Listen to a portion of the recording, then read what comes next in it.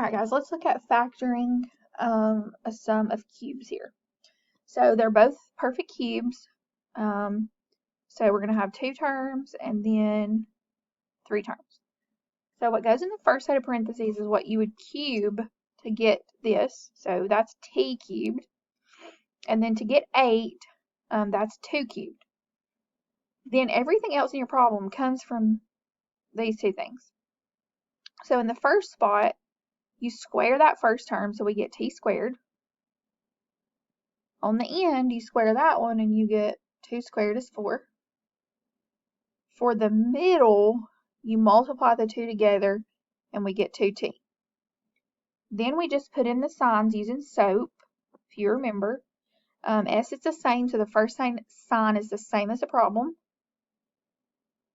The second sign is always opposite, so it'll be minus.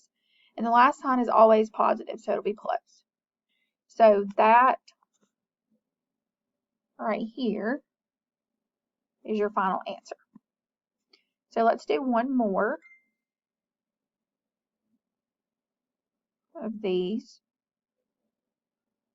64p cubed minus 1. Alright, same thing. These are all perfect cubes, so we'll start this the same way.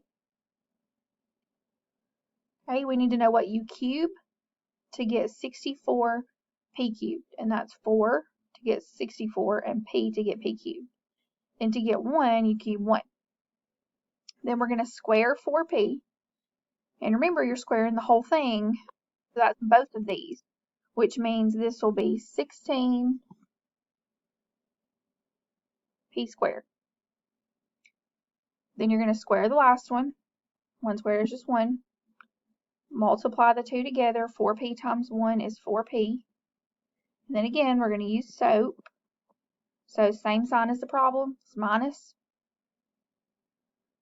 Then opposite, so plus. And the last one is always positive.